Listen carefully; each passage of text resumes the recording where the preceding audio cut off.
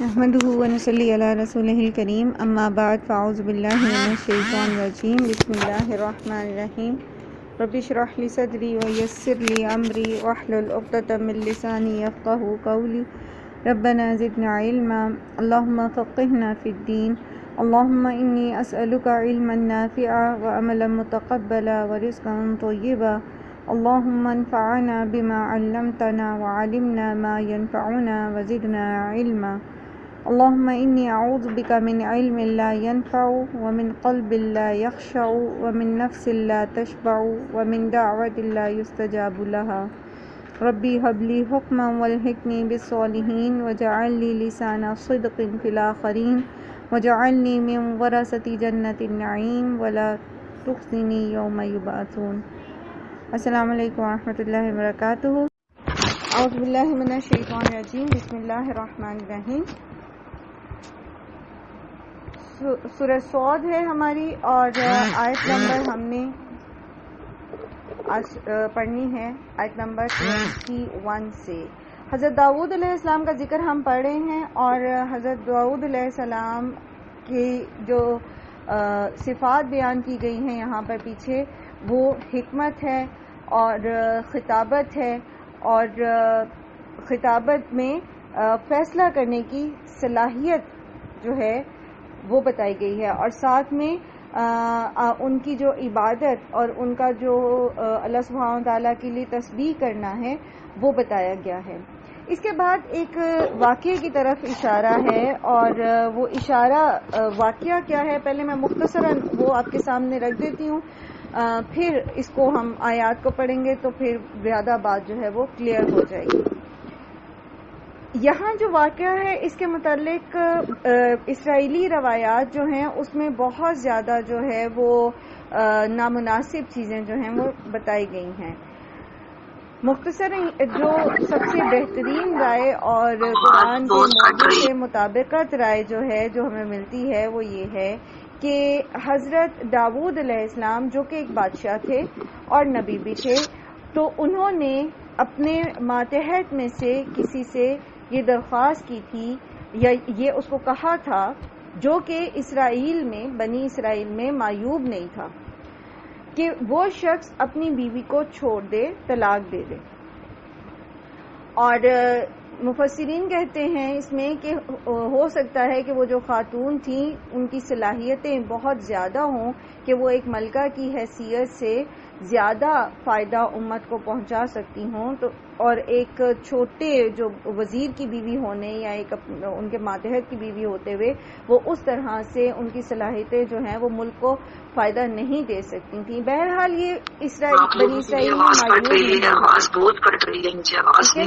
کیا معیوب نہیں تھا کہ کوئی شخص کسی دوسرے کو یہ کہہ دے کہ تم اپنی بیوی کو میرے لیے چھوڑ دو، لیکن یہاں پر جب حضرت داؤد نے یہ بات کہی کسی شخص سے، روایات میں نام بھی آتے ہیں اور بہت ساری جن مفسرین نے اسرائیلی روایات کو لے کر ایز اٹ از کاپی کر دیا تو اس میں بہت ساری معیوب باتیں بھی آ گئیں جو کسی بھی نبی کے لیے جو ہے وہ ہو ہی نہیں سکتی ہیں۔ بہرحال تو اس میں پھر اس ایک واقعے کو لے کر اللہ سبحانہ و تعالی نے اس کو یہاں پر نقل کیا کہ ان کے حضرت داؤد کے اس بات کے کہنے میں وہ ایک چیز کو مس کر گئے، وہ یہ کہ یہ کسی عام بنی اسرائیل کے کسی دوسرے عام شخص کو کہنے کا والا تاثر نہیں ہے، بلکہ یہ ایک بادشاہ کے، ایک نبی کے دوسرے شخص سے کوئی بات کہنے کا تاثر ہے، یعنی اس کے اندر حکم پایا جا رہا ہے، تو دوسرا شخص جو ہے وہ اپنے آپشن لینے کی بجائے اپنے آپ کو اس معاملے میں مجبور سمجھ رہا ہے۔ تو حضرت داؤد کو یہ بات سمجھانے کے لیے یہ ان کے ساتھ یہ معاملہ ہوا کہ ان کے پاس دو لوگ آئے۔ اب بعض مفسرین کہتے ہیں کہ یہ بنی اسرائیل ہی کے دو نیک لوگ تھے جنہیں جب پتا چلا کہ بادشاہ وقت جو ہیں انہوں نے اس طرح سے کہا ہے تو وہ آگے۔ بعض کہتے ہیں کہ یہ اللہ کی طرف سے غالباً کوئی فرشتے ہوں گے جو یہ معاملہ لے کر وہاں پر ان کے سامنے آئے انسانی شکل میں۔ بہرحال جو بھی تھا، بتانے کی غرض یہ تھی کہ آپ نے جو بات کہی ہے وہ مناسب نہیں ہے، اس میں جو سننے والا ہے وہ اپنا اختیار نہیں اس میں سمجھ رہا، بلکہ وہ اس کو ایک حکم سمجھ رہا ہے۔ اب مفسرین کے 3 گروہ ہیں اس معاملے میں۔ ایک نے تو ایز اٹ از بنی اسرائیل کی جو روایات ہیں جس میں بہت ساری خرافات ہیں اس کو نقل کر دیا، جو کہ غلط ہے، اور ایک وہ ہیں جنہوں نے سرے سے کسی بھی ایسے واقعہ کہ جس میں حضرت داؤد نے اپنے کسی ماتحت سے ایسی کوئی بات کی ہو اس کا ہی انکار کر دیا، اور تیسری رائے وہ ہے جو میں نے ابھی آپ کو بتائی ہے۔ حضرت ابن عباس اور سعید بن جبیر وغیرہ کی یہی رائے ہے کہ انہوں نے ایسا کہا ضرور، لیکن اس کے علاوہ اور کچھ نہیں ہے جو اسرائیلی روایات میں یہ ساری باتیں پائی جاتی ہیں۔ اب ہم ان آیات کو پڑھتے ہیں، پھر دوبارہ آپ اس واقعے کو اپنے ذہن میں رکھیے گا، پھر ہم اس کا کنکلوژن دیکھیں گے۔ وَهَلْ أَتَاكَ نَبَأُ الْخَصْمِ، اور کیا پہنچی آپ صلی اللہ علیہ وآلہ وسلم کے پاس خبر جھگڑنے والوں کی۔ اس تصور المحراب، جب وہ دیوار پھاند کر آئے تھے عبادت خانے میں۔ حضرت داؤد کا طریقہ یہ تھا کہ وہ رات کے وقت ہر ایک سے الگ ہو کے اللہ کے لیے کی عبادت کے لیے اپنے آپ کو بالکل الگ کر لیتے تھے محراب میں۔ محراب کہتے ہیں مسجد کا وہ حصہ جو تھوڑا سا مسجد سے الگ ہوتا ہے، جیسے جہاں مؤذن کھڑا ہو کر اذان دیتا ہے تو آپ دیکھتے ہیں کہ وہ مسجد سے تھوڑا سا باہر کی طرف نکلا ہوا حصہ ہوتا ہے۔ تو ان کا طریقہ یہ تھا، اور انہوں نے اپنے گارڈز کو جو بھی باہر کوئی محافظ ہوں گے، پہرے دار ہوں گے، ان کو منع کر رکھا تھا کہ اس وقت ان کے پاس کوئی سوالی نہ آئے۔ ادروائز تو ایک بادشاہ وقت جو ہیں ان کے دروازے ہر وقت جو ہیں وہ لوگوں کے لیے کھلے رہتے ہیں۔ اس دخلوا علی داود، جب وہ داخل ہوئے داود پر، ففزع منہم، تو وہ ایک دم سے ڈر گئے، گھبرا گئے۔ کیوں گھبرا گئے؟ کیونکہ ان ایکسپیکٹڈ تھا، اور انسان جب ایک دم ایک اپنے وہ جذب کی کیفیت میں وہ عبادت میں مشغول ہیں تو ایک دم ان کے سرہانے 2 بندے آ گئے، اور وہ آئے بھی دروازے سے نہیں ہے بلکہ دیوار پھاند کے اندر آئے، تو ایک دم سے نیچرل ہے کہ ان پر ایک گھبراہٹ سی طاری ہوئی کہ یہ کیا ہو گیا ہے۔ تو انہوں نے کہا، قالوا، انہوں نے کہا، لا تخف، نہ ڈرو، یعنی انہوں نے تسلی دی کہ آپ ہم سے ڈرے نہیں، ہم کوئی ڈاکو یا آپ کو نقصان پہنچانے نہیں آئے، اب خصمانی، ہم دونوں جھگڑا کرنے والے ہیں، یعنی ہم دونوں کے بیچ میں جھگڑا ہے۔ کیا جھگڑا ہے؟ بغا بعضنا علی بعض، زیادتی کی ہے ہم میں سے بعض نے بعض پر۔ فاحکم بیننا بالحق، تو آپ حق کے ساتھ ہمارا فیصلہ کر دیجئے۔ ولا تشطط، اور نہ آپ بے انصافی کیجئے۔ واہدنا، اور رہنمائی کیجئے ہماری، الی سواء الصراط، سیدھے رستے کی طرف، یعنی ہمارا مقدمہ سنیے، ہمارا جھگڑا سنیے، اور انصاف کے ساتھ، حق کے ساتھ ہمیں بتائیے کہ ہم کیا کریں۔ اب وہ اپنا مقدمہ بیان کر رہا ہے ایک شخص، وہ کہتا ہے ان ھذا اخی، یہ میرا بھائی ہے، اور بھائی سے مراد یہاں پر حقیقی بھائی نہیں بلکہ دینی بھائی ہے، ٹھیک ہے، یعنی یہ میرا دینی بھائی ہے۔ لہو 99 نعجۃ، اس کے پاس 99 دمبیاں ہیں۔ 90 90 تو 99، ٹھیک ہے، 90 اور 99، 90 کہتے ہیں 90 کو اور 90 کہتے ہیں 9 کو، تو یہ ملا کے جب لکھا جاتا ہے تو 99 بنے گا۔ اس کے پاس 99 دمبیاں ہیں، وا، اور لیا، میرے لیے، نعجۃ واحدہ، میری پاس صرف ایک دمبی ہے۔ فقالا، تو اس نے کہا ہے، اکفلنیہا، یہ ایک دمبی بھی مجھے دے دو۔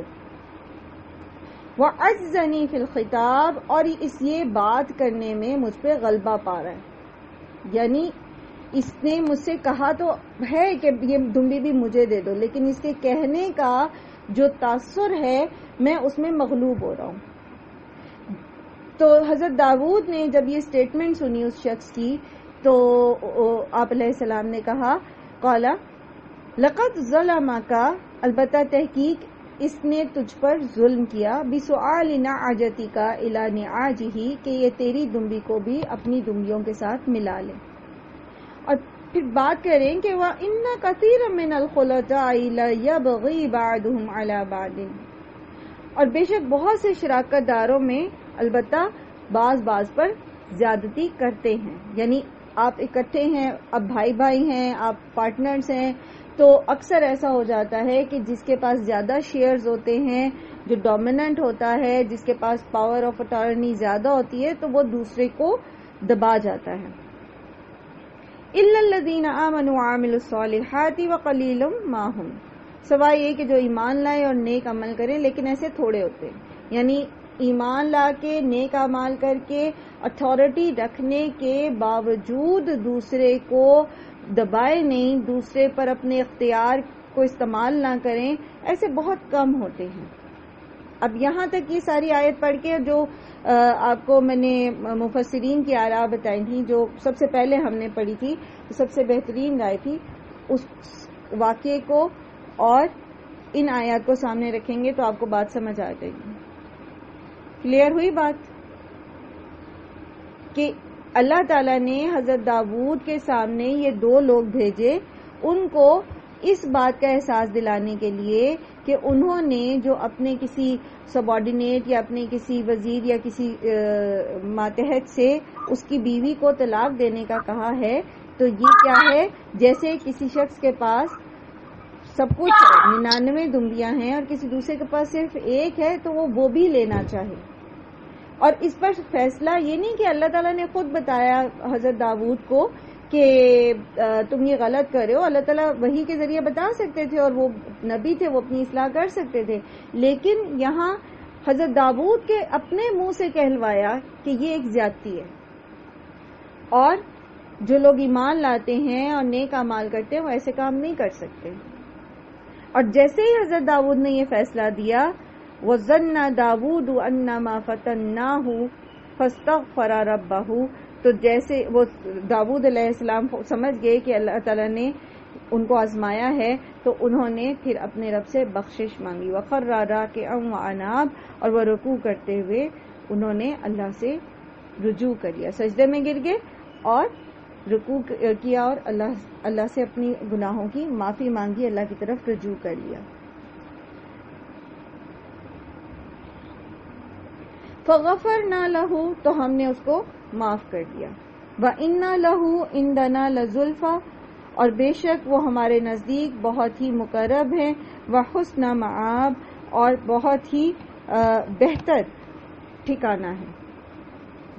یعنی حضرت داؤد جو ہیں وہ اللہ کے پاس مقرب ہیں اور ان کے لیے اللہ کے پاس بہترین ٹھکانہ ہے.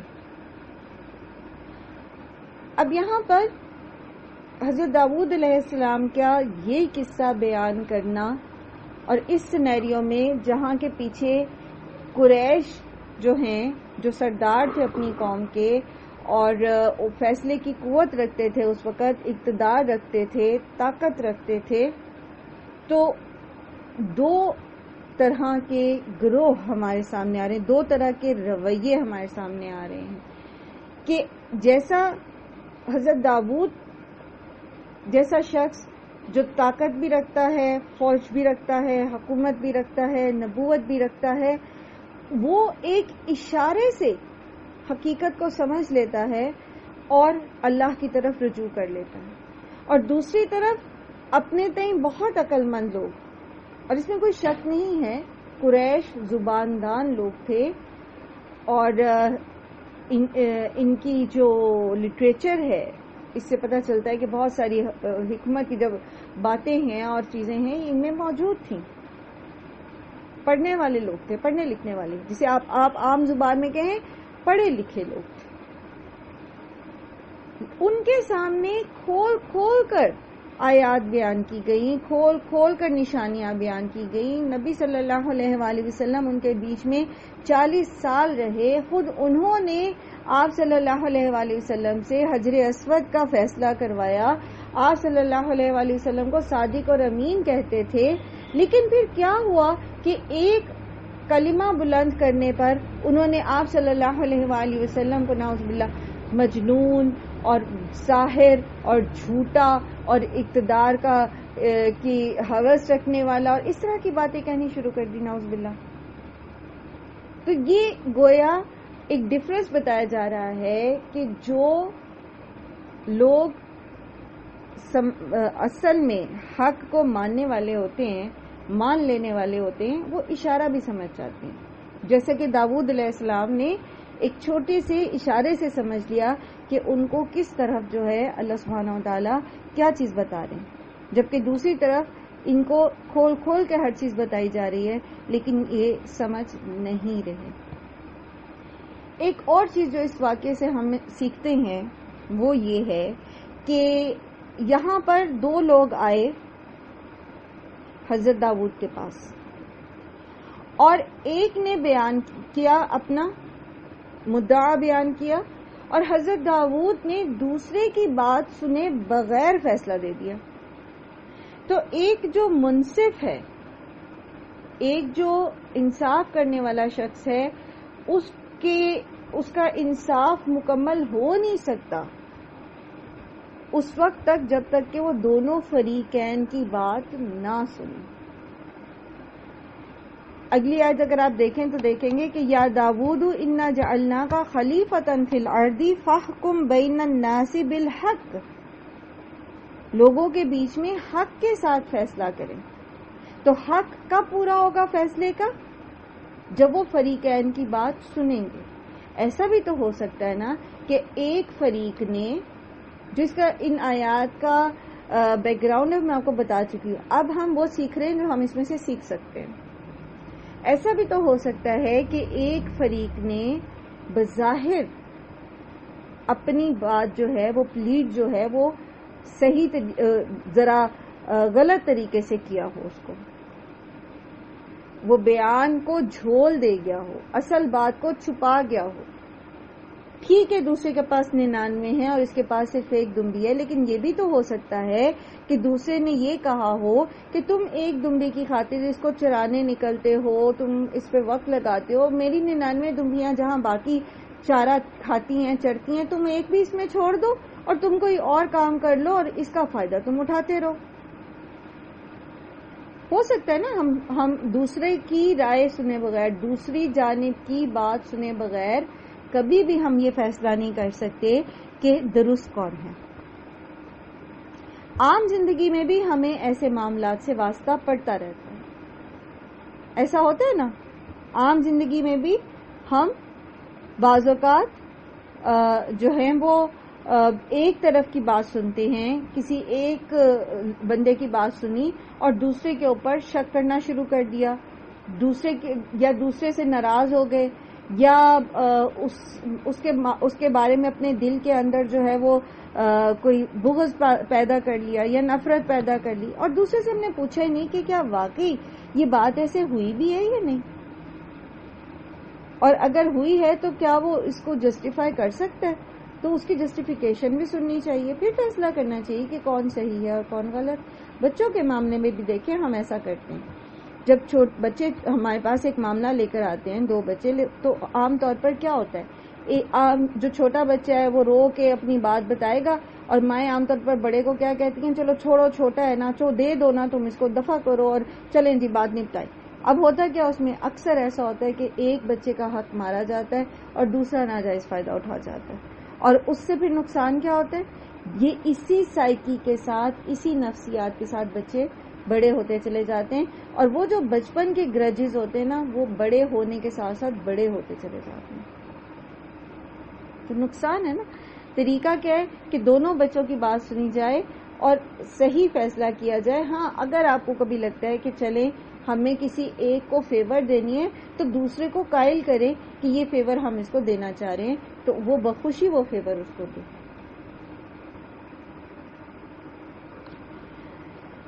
جی آپ میں سے کوئی شیئر کرنا چاہے گا کہ اس واقعے میں آپ نے کیا سیکھا؟ اللہ سبحانہ فرماتے یا داؤد انا جعلناک خلیفۃ فی الارض فاحکم بین الناس بالحق ولا تتبع الہوی فیضلک عن سبیل اللہ.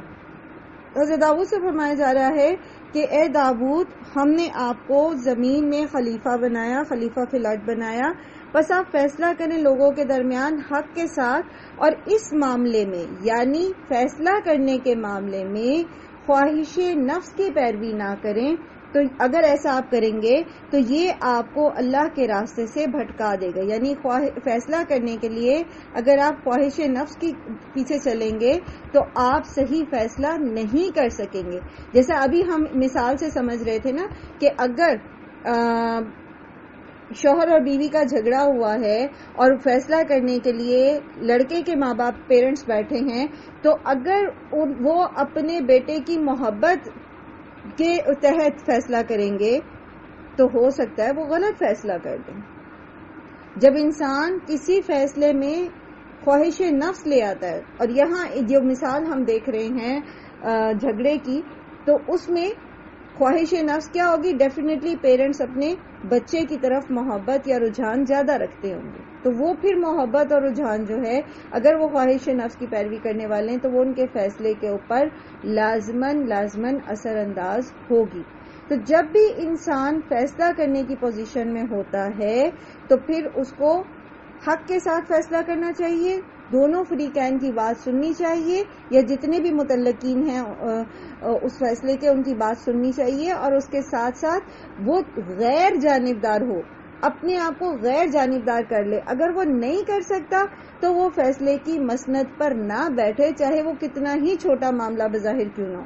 وہ صاف کہہ دے کہ میں چونکہ غیر جانبدار نہیں رہ سکتا تو میں یہ فیصلہ نہیں کروں گا.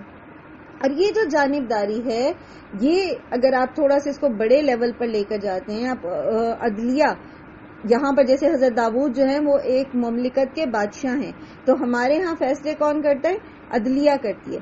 تو عدلیہ جو ہے اگر غیر جانبدار نہ ہو، وہ کسی ایک فریق کی طرف پہلے سے ہی مائنڈ بنا لے، کسی بھی وجہ سے، رشوت لے کے یا کسی خوف کی وجہ سے یا کسی بلیک میلنگ کے ڈر سے یا کسی بھی وجہ سے، اگر وہ ایک فریق کی طرف اپنا مائنڈ سیٹ کر لیتے ہیں تو پھر کیا ہوگا؟ وہ صحیح فیصلہ نہیں کر سکیں گے. ان الذین یضلون عن سبیل اللہ، اور جو لوگ بھٹک جاتے ہیں اللہ کے راستے سے، لہم عذاب شدید، ان کے لیے شدید عذاب ہے، بما نسوا یوم الحساب، بوجہ اس کے کہ انہوں نے حساب کے دن کو بھلا دیا. اس وقت آپ کسی کا حساب کتاب کرنے بیٹھے، اس وقت آپ کسی کا فیصلہ کرنے بیٹھے، آپ کو یہ بات یاد رکھنی چاہیے کہ وہ میزان جو اس وقت آپ کے ہاتھ میں ہے کل کو اللہ تعالیٰ کے سامنے ہوگا، اور اللہ تعالیٰ فیصلہ کریں گے، حساب کا دن ہوگا. تو اگر آج ہم کسی کے ساتھ زیادتی کرتے ہیں تو کل ہم اس کے لیے جواب دہ ہوں گے. اور یہاں پر جو بات ہو رہی ہے کہ یا داود انا جعلناک خلیفۃ فی الارض فاحکم بین الناس بالحق، لوگوں کے بیچ میں فیصلے کریں حق کے ساتھ. کیوں؟ کیونکہ آپ کو اللہ تعالیٰ نے دنیا میں اپنا خلیفہ بنا کر بھیجا ہے. دنیا میں اللہ تعالیٰ نے انسان کو بھیجا ہے لیکن اپنا ریپرزینٹیٹو بنا کر بھیجا ہے، اس کو مطلق اختیار دے کر نہیں بھیجا. یعنی ایسا نہیں ہے کہ انسان جو ہے وہ اپنی مرضی کے فیصلے کرے، جو اس کا دل چاہے وہ کرے. فاحکم بین الناس بالحق، حق کے ساتھ لوگوں کے بیچ میں فیصلہ کرنے کا مطلب کیا ہے؟ کہ وہ حق جو اللہ نے اتارا ہے، وہ سچ، وہ ٹروتھ جو اللہ سبحانہ و تعالیٰ نے اتارا ہے، اس کی روشنی میں فیصلہ کریں. یہ اللہ کا حکم ہے.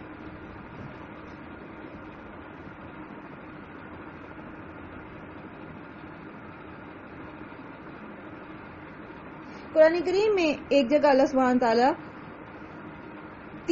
ایک سورت میں کنزیکٹیو 3 آیات میں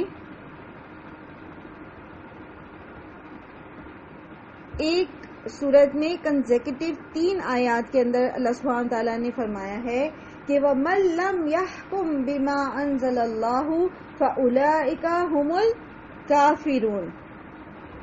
اس سے اگلی آیت میں اللہ تعالیٰ فرماتے ہیں وَمَن لَّمْ يَحْكُم بِمَا أَنزَلَ اللَّهُ فَأُولَٰئِكَ هُمُ الظَّالِمُونَ.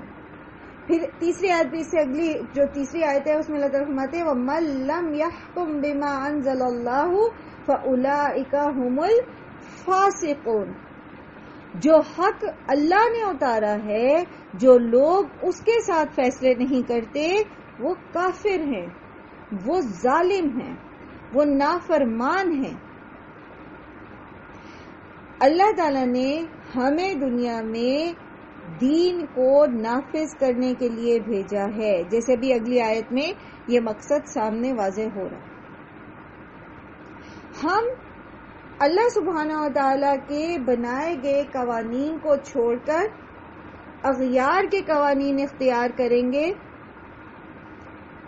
ہم لوگوں کے بیچ میں فیصلہ کرتے ہوئے اللہ کے بتائے ہوئے قواعد کو چھوڑ کر اپنی خواہش نفس کے پیچھے چلیں گے تو اللہ تعالیٰ کیا فرما رہے ہیں؟ اولئک هم الکافرون، اولئک هم الظالمون، اولئک هم الفاسقون. اور یہاں کافر ضروری نہیں ہے کہ اعتقادی ہو، عملی کفر. اسے آپ نے پڑھا تھا نا بخاری میں بھی، کفر دون کفر، ہے یہ بھی کفر، انکار. اور جو لوگ اللہ کی آیات کا انکار کر دیتے تو ان کے ساتھ کیا ہوتا ہے؟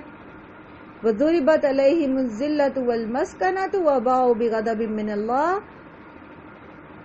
ذَلِكَ بِأَنَّهُمْ كَانُوا يَكْفُرُونَ بِآيَاتِ اللَّهِ. تو جو اللہ کی آیات کا انکار کر دیتا ہے تو اس کا کیا ہوگا؟ اس کا کیا ہوگا؟ اللہ تعالیٰ یہی بتا رہے ہیں. آخر میں دیکھیے نرگس، آپ کا جو چیٹ میں آپ نے لکھا نا اس کا جواب یہاں پر. جو لوگ اللہ کے بتائے ہوئے حق کے مطابق سچ کا ساتھ نہیں دیتے، لہم عذاب شدید بما نسوا یوم الحساب، کیونکہ وہ آخرت کو بھلا بیٹھتے ہیں. تو جو دنیا میں سچ کا ساتھ نہیں دیتا، باطل کا ساتھ دیتا ہے، اللہ کے بتائے ہوئے قوانین، اللہ کے اتارے ہوئے قانون، اللہ کے اتارے ہوئے حق اور سچ کے ساتھ فیصلے نہیں کرتا، اس کا مطلب ہے کہ اس کا آخرت کے دن پر ایمان نہیں ہے اور وہ اللہ تعالیٰ کے سامنے اپنے آپ کو اکاؤنٹیبل نہیں سمجھتا. تو پھر اللہ تعالیٰ بھی اس کو ایسے ہی نہیں چھوڑیں گے.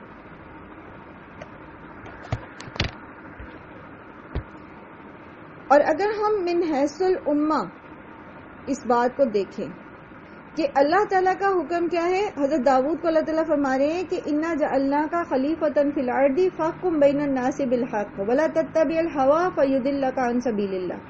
ٹھیک ہے، تو اسی طرح اللہ سبحانہ و تعالیٰ نے امت مسلمہ کو بھی بنی اسرائیل کو سائڈ پہ کر کے امت مسلمہ کو خلافت دی، خلافت فی الارض.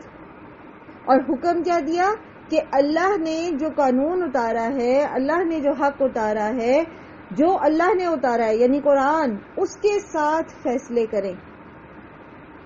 تو اگر ہم یہ نہیں کریں، اور ہم کیوں نہیں کر رہے؟ کیونکہ ہم خواہش نفس کے پیچھے چل رہے ہیں. پاکستان اسلامی جمہوریہ پاکستان، اس میں قانون کون سا رائج ہے؟ آپ کو پتہ ہے؟ کسی کو، کسی نے لا پڑھا ہو کبھی؟ برٹش لا چلتا ہے ہماری عدالتوں میں. آج بھی جو آپ لا کی کتابیں اٹھائیں گے تو اس میں 1800 کچھ کے مقدمے جو ہیں وہ جو مثالیں ہیں جن کے ساتھ وہ سکھاتے ہیں طالب علموں کو لا، تو وہ 1800 کچھ کے مقدمے ہیں، اور جو ٹوٹلی جو ہے وہ اسلام کے ساتھ، میرا نہیں خیال کسی جگہ بھی لا جو ہے برٹش لا وہ اسلامی قانون کے ساتھ مطابقت رکھتا، جبکہ اسلام اپنی پوری ایک مکمل شریعت رکھتا ہے، سارے قوانین رکھتا ہے. اب ہم جب دین کو نافذ نہیں کرتے نا، ہم جب دین کے مطابق، حق کے مطابق، کون سا حق؟ جو اللہ نے نازل کیا ہے، وہ ہم نافذ نہیں کرتے، اس کے ساتھ ہم فیصلے نہیں کرتے، تو پھر ہم کیا ہیں؟ اللہ کے انکاری، اللہ کے احکامات کے انکاری. فَأُولَئِكَ هُمُ الْكَافِرُونَ فَأُولَئِكَ هُمُ الظَّالِمُونَ. پھر ہم کیا ہیں؟ ظالم ہیں. پھر ہم کیا ہیں؟ فاسق ہیں. تو جب ہم ظالم ہیں، عملی طور پر اللہ کی آیات کا انکار کر کے کافر بن رہے ہیں، عملی کافر بن رہے ہیں، اور ہم فاسق ہیں. تو پھر کیا جو کچھ ہمارے ساتھ ہو رہا ہے وہ صحیح نہیں ہے؟ کیا یہ اللہ کا ظلم ہے ہم پہ جو آج امت مسلمہ پر ہو رہا ہے؟ پوری دنیا میں کہیں پر بھی آپ کو اسلام کے قوانین صحیح طور پر نافذ ہوتے ہوئے نظر نہیں آئیں گے. ایک سعودی عربیہ میں غالباً اسلامی شریعت نافذ ہے، لیکن جو لوگ وہاں سے آئے ہیں اور جو ان کے تجربات ہیں تو وہ بتاتے ہیں کہ کس طرح سے وہاں پر جو سعودی ہوتے ہیں ان کے لیے قوانین میں لچک پیدا کر دی جاتی ہے، اور جو نان سعودی ہوتے ہیں، جو غیر عرب ہوتے ہیں، جو عجمی ہوتے ہیں، ان کو کس طرح سے وہ ان پر نافذ کیا جاتا ہے. بہرحال سوچنے کی بات ہے اور عبرت پکڑنے کی بات ہے. ابھی بھی نہ ہم نے عبرت پکڑی، نا ابھی بھی نہ ہم نے روایت کیا، ابھی بھی اگر ہم استغفار کی طرف نہ آئے، اجتماعی طور پر ہمارے اندر کوئی ایسی لیڈرشپ نہ اٹھی جو ہمیں اصلاح کی طرف لے کر جائے، جو ہمیں اللہ کے دین کے راستے کی طرف لے کر جائے، جو ہمیں صحیح دین کی طرف لے کر جائے،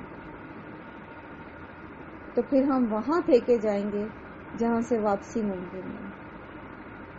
اور بتدریج ہم بینگ اے پاکستانی، ہم اس دور کی گمراہی اور اس ضلالت کے گھڑے میں گرتے چلے جا رہے ہیں، دن بدن اور گہرائی میں جاتے چلے جا رہے ہیں. اللہ تعالی ہم پر رحم فرمائے اور اللہ تعالی ہمارے لیے ایسے لوگ کھڑے کریں جو دین کو سمجھنے والے ہوں اور جو دین کے راستے پر چلانے والے ہوں اور اللہ کے قوانین کے مطابق فیصلے کرنے والے ہوں. لیکن ایک بات یاد رکھیے، یہ ہو نہیں سکتا اس وقت تک، آپ کو ایسی لیڈرشپ مل نہیں سکتی اس وقت تک جب تک کہ عوام دین پر چلنے والے نہ ہوں.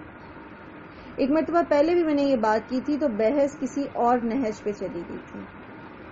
ہم بینگا پاکستانی، ہم میں سے میرا نہیں خیال کہ 10% سے یا شاید اس سے بھی کم لوگ ہوں گے جو صحیح معنوں میں شریعت کا نفاذ چاہتے ہیں، ورنہ ہم میں سے اکثریت یہ چاہتی ہے کہ ہمیں وہ کرنے دیا جائے جو ہم کرنا چاہتے ہیں، جیسا پردہ ہم کرنا چاہتے ہیں وہ کرنے دیا جائے، جیسے معاملات ہم کرنے چاہتے ہیں ہمیں وہ کرنے دیے جائیں.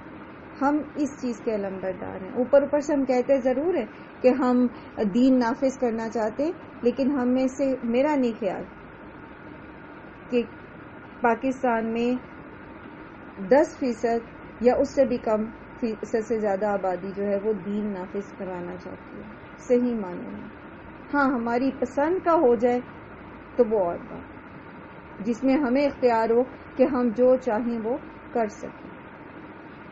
بہرحال اللہ تعالی ہم سب پر رحم کرے اور اللہ تعالی ہمیں توفیق دیں کہ ہم صحیح کام کر سکیں.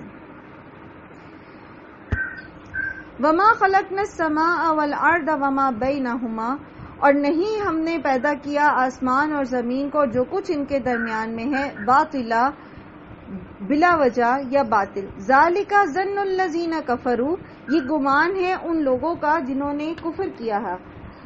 فویل للذین کفروا من النار، تو پس ہلاکت ہے ان لوگوں کے لیے جنہوں نے کفر کیا آگ میں سے. جنہوں نے کفر کیا ان کے لیے آگ کا عذاب ہے. یہ جو موضوع ہے کہ اللہ تعالیٰ نے یہ زمین اور آسمان ایسے ہی پیدا نہیں کر دیے، یہ اصل میں پچھلی تقریر کا سمجھ لیں ایکسٹریکٹ بھی ہے.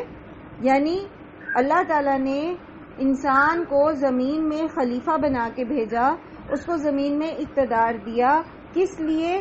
تاکہ وہ اللہ تعالیٰ کی عبادت کرے، اللہ کے قوانین کو نافذ کرے. یہ اللہ تعالیٰ نے کھیل تماشے میں یہ زمین اور آسمان اور جو کچھ اس کے بیچ میں ہے، جتنی بڑی یہ کائنات اور جتنا زبردست یہ کریشن پلان ہے، یہ ایسے ہی تو نہیں بنا دیا اللہ تعالیٰ نے کہ چند جو ہے وہ کچھ عرصہ یہاں پر لوگ مخلوق پیدا ہو اور بس مر جائے اور ختم ہو جائے. جیسے کسی کھیل کے میدان میں کھیل ہوتا ہے، میچ ہوتا ہے، کٹ تھروٹ کمپٹیشن ہوتا ہے اور اس کے بعد سب ختم. ایسا تو نہیں ہے. یہ کیوں پیدا کیا گیا؟ تاکہ یہاں اللہ کے دین کا نظام نافذ کیا جائے. اور یہ کس کا گمان ہے کہ یہ بس ایسے ہی ختم ہو جائے گا سب کچھ؟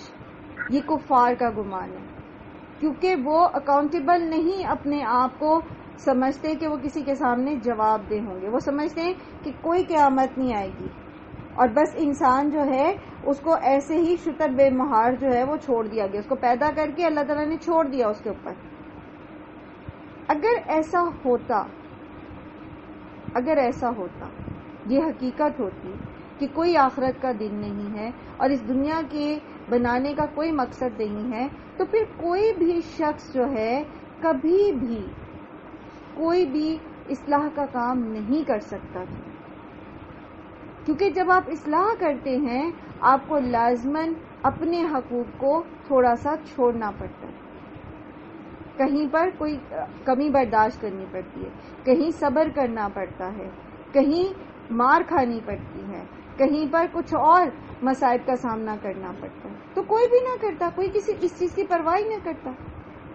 اللہ تعالیٰ یہ تو فرما رہے ہیں کہ ام نجعل الذین آمنوا وعملوا الصالحات کالمفسدین فی الارض ام نجعل المتقین کالفجار. کیا تم نے یہ سمجھا ہے کہ یہ زمین اور آسمان بس ایسے ہی پیدا کر دیے گئے ہیں اور ان کے اندر جو لوگ ہیں وہ لوگ جو اپنی خواہش نفس کو قربان کر کے اللہ کی فرما برداری کرتے ہوئے اپنی زندگیاں جو ہیں وہ لگائے بیٹھے ہیں اور اس میں انہیں مالی نقصان بھی برداشت کرنے پڑے ہیں، جانی تکلیف بھی برداشت کرنی پڑی ہے، اور بھی بہت سارے معاملات ان کو درپیش ہیں، اور بعض اوقات وہ دنیا میں ایسے مصائب میں ہی دنیا سے چلے جاتے ہیں.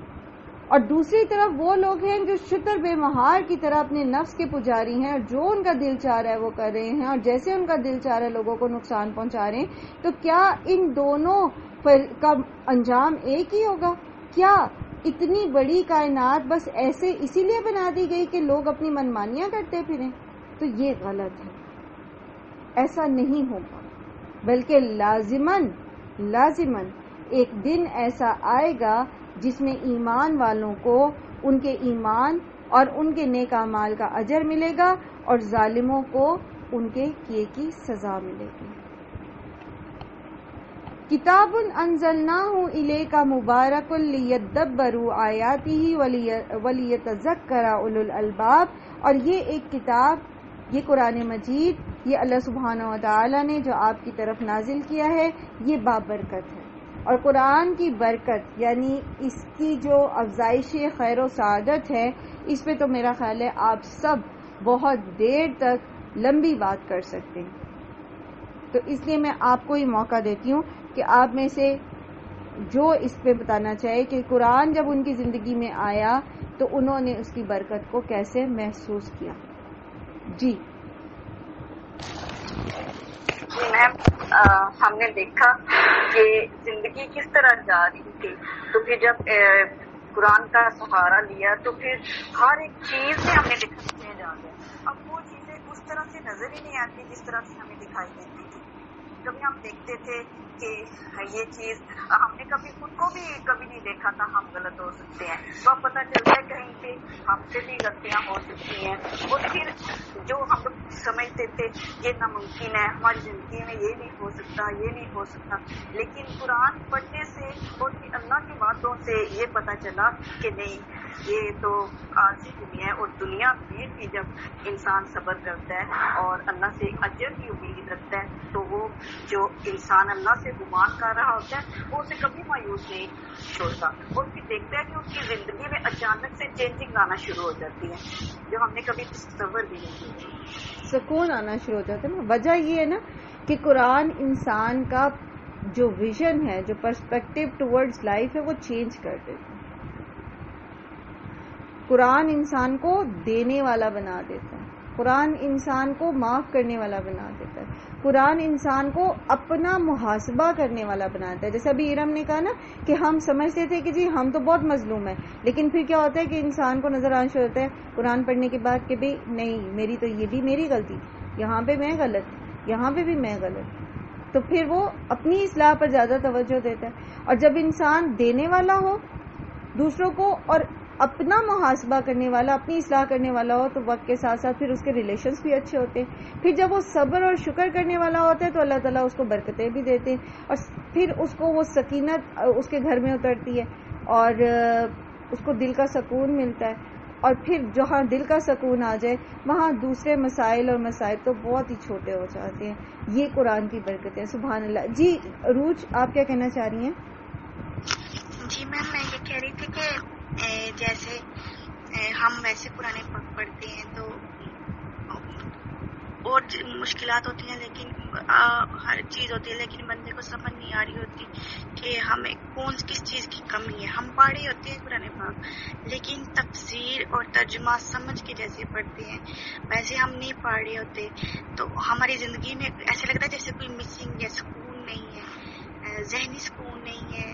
تو جب سمجھ کے قرآن پاک پڑھتے ہیں تو پھر جیسے آنٹی رم نے بولا کہ انسان کو دوسروں میں کم غلطیاں اور اپنے میں زیادہ نظر آتی ہیں کہ شاید مجھ میں یہ برائی ہے، شاید میں ایسا نہ کرتی تو ایسا نہ ہوتا، ایسا نہ کرتی تو ایسا ہوتا.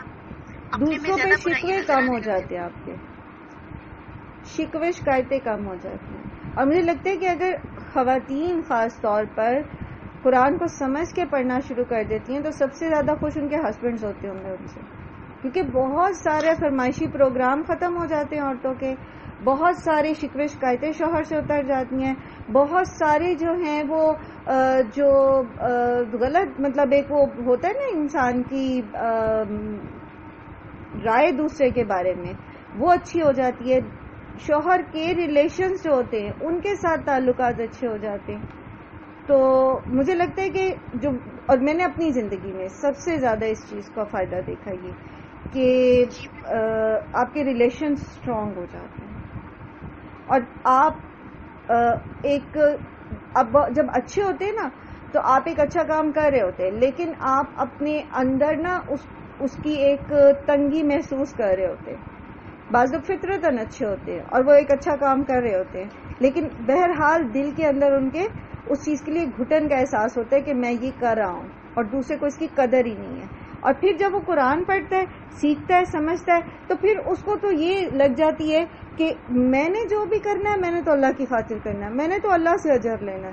تو وہ جو اندر کی گھٹن ہے وہ سکون میں بدل جاتی ہے. کر وہ وہی رہا ہوتا ہے جو ہمیشہ سے کر رہا تھا، لیکن وہ جو اس کے اندر کی گھٹن ہوتی ہے وہ ختم ہو جاتی ہے، اور وہ اس کو اللہ کی خاطر کر کے بڑے اجر کی امید کے ساتھ کرتا ہے تو پھر اور بہتر طریقے سے کر پاتا ہے. جیسے میں نے ابھی کہا نا کہ اس پر تو آپ جیسے جیسے آپ قرآن پڑھتے رہتے ہیں اور جتنا زیادہ آپ کا قرآن کا اور آپ کا تعلق مضبوط ہوتا ہے، اس پر آپ قرآن کی برکتوں کے اوپر آپ گھنٹوں بات کر سکتے ہیں اور آپ کی باتیں ختم نہیں ہوں گی.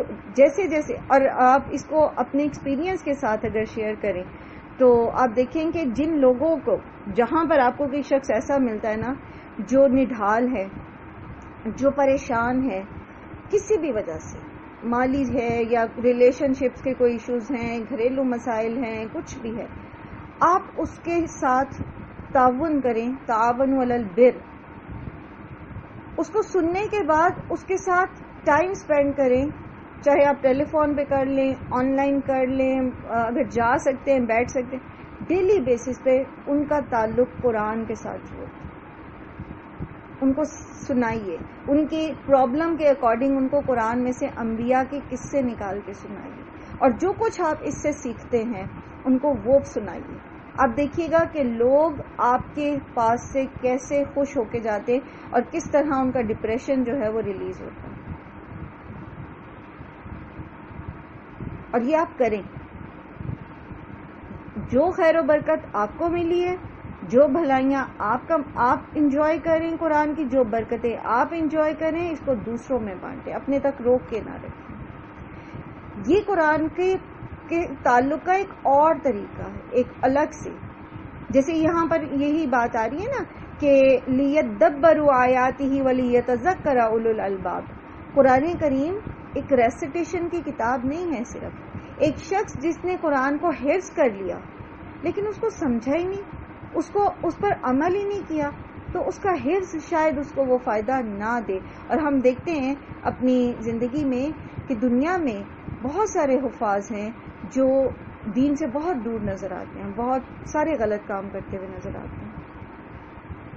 تو آپ حیران ہو جاتے کہ یہ تو حافظ ہے، اس کا قصور نہیں، اس نے تو صرف رٹا مار کے یاد کیا، اسے تو پتہ ہی نہیں کہ وہ کیا. بالکل ایسے ہی جیسے اگر وہ کوئی انگلش کی کوئی تقریر یاد کر لے تو وہ اس کو بول دے گا، بڑے اچھے سے بول دے گا، لیکن اس کو اس کا ایک معنی سمجھ نہیں آئے گا کہ اس نے کہا کیا ہے.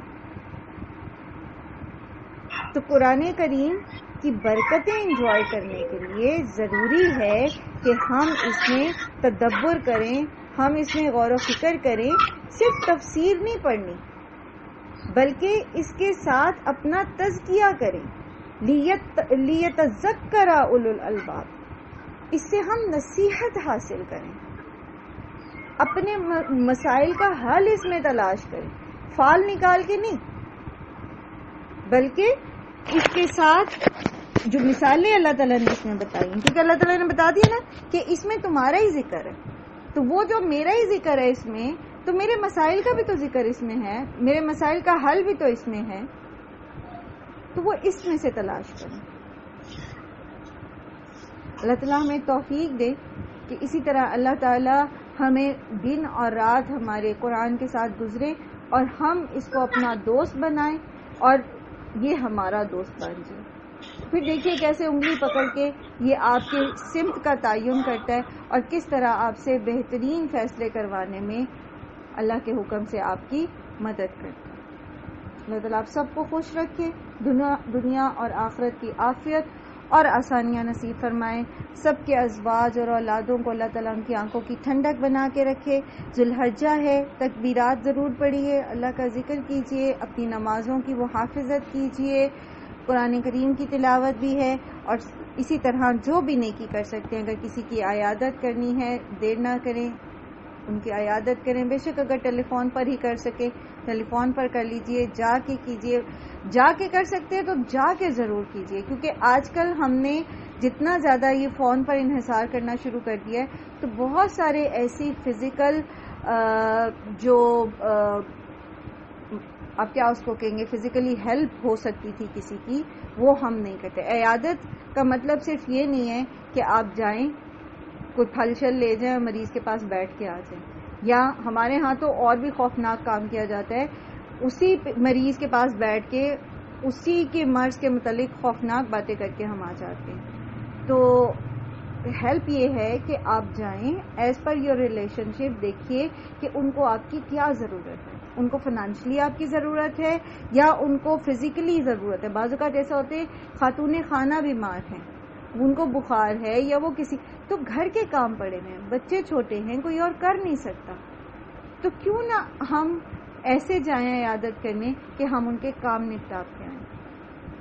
اور یاد رکھیے آپ جو کسی کی مشکل میں کسی کی مدد کرتے ہیں نا، تو آپ کسی کی مدد کریں، اللہ تعالیٰ آپ کی مدد میں لگ جاتے ہیں. تو آپ کے وہ پھنسے ہوئے مسئلے جن کے بارے میں آپ سوچ چکے ہوتے ہیں کہ یہ تو حل ہونے ہی نہیں ہے، وہ ایسے حل ہو جاتے ہیں کہ پتہ بھی نہیں چلتا.